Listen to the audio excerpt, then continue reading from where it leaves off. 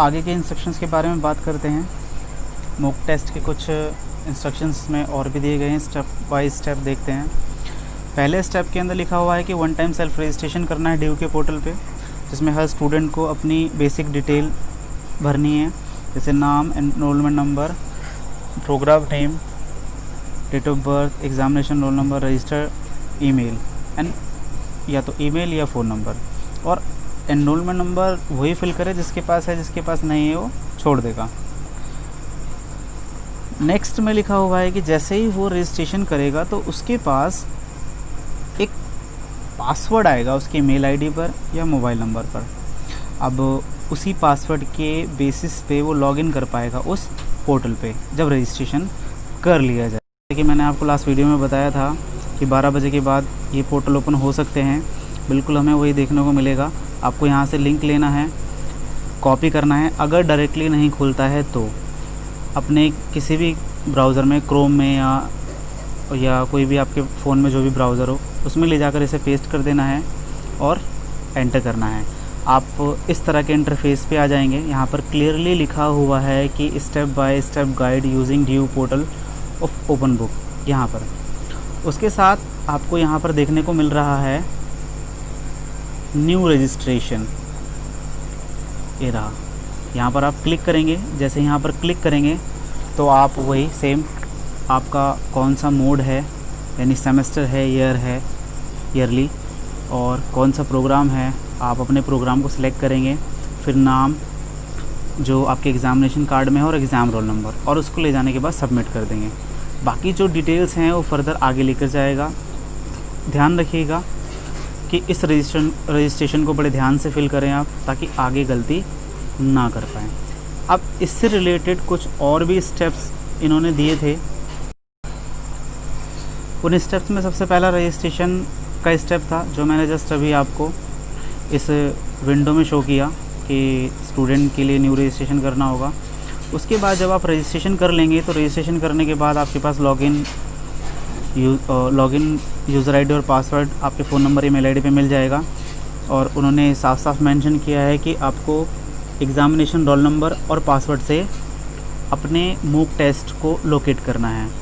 साथ ही नंबर 2 जो स्टेप है आपका, ध्यान रखिए कि जब आप रजिस्ट्रेशन करने के बाद जब भी आपका एग्ज़ाम स्टार्ट होने वाला है उससे आधे घंटे पहले ही लॉगिन कर बैठ जाएंगे।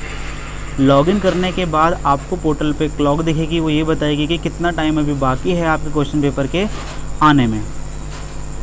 और जब आपको पता चल जाएगा, इसके साथ साथ आपको यहाँ पर कुछ इंस्ट्रक्शंस प्रोवाइड होंगे जो क्वेश्चन पेपर पे मिलेंगे। वो आपको बड़े ध्यान से पढ़ने हैं, कैसे क्या किस प्रकार से और कौन कौन से क्वेश्चंस को अटैम्प्ट करना है, ये ध्यान रखिएगा। क्वेश्चन पेपर का जब टैब ओपन होगा उसी के बाद ही आपका क्वेश्चन पेपर, आप हर सेशन के अपने अपने टाइम पे क्वेश्चन पेपर को रिलीज़ किया जाएगा। यहाँ पर क्लियरली मेंशन है कि पर्टिकुलर सेशन के कमेंसमेंट में रिलीज़ किया जाएगा इसे।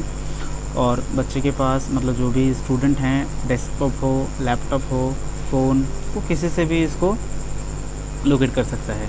प्रिंट आउट लेना चाहे प्रिंट आउट ले सकता है, और जैसे भी वो करना चाहे वो कर सकता है।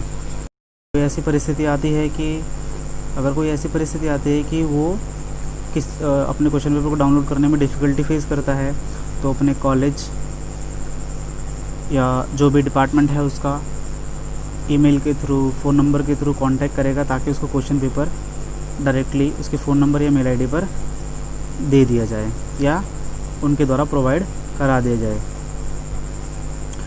अब यह है कि क्वेश्चन पेपर डाउनलोड होने के बाद टाइम जो आपका बचा होगा एग्ज़ामिनेशन करने का और उसे अपलोड करने का, वो वहाँ पर आपको शो हो जाएगा।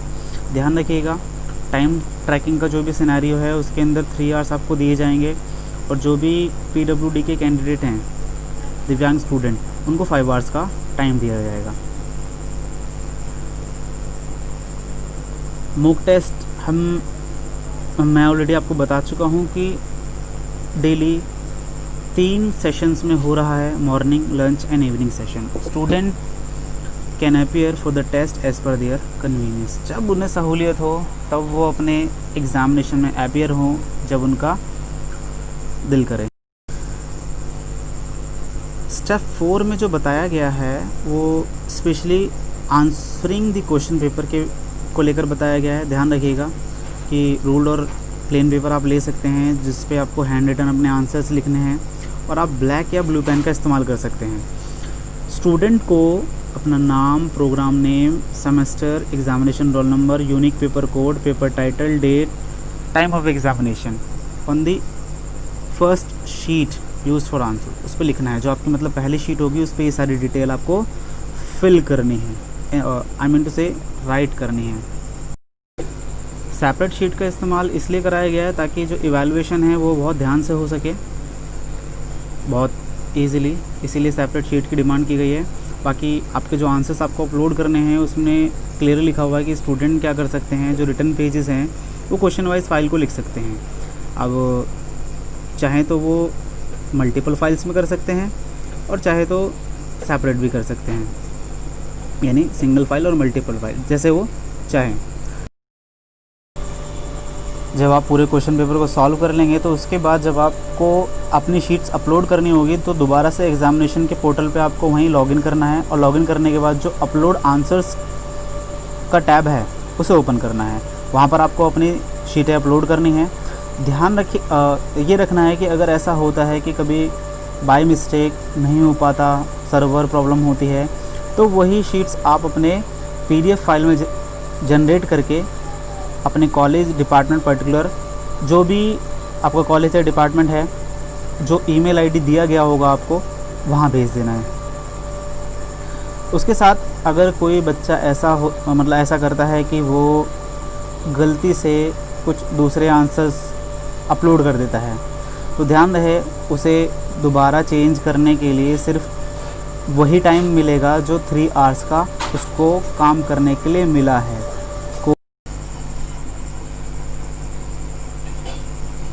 जब आप अपने आंसर शीट अपलोड कर रहे होंगे उस वक्त एक डिक्लेरेशन अनफेयर मीन्स की सबमिट करनी होगी आपको।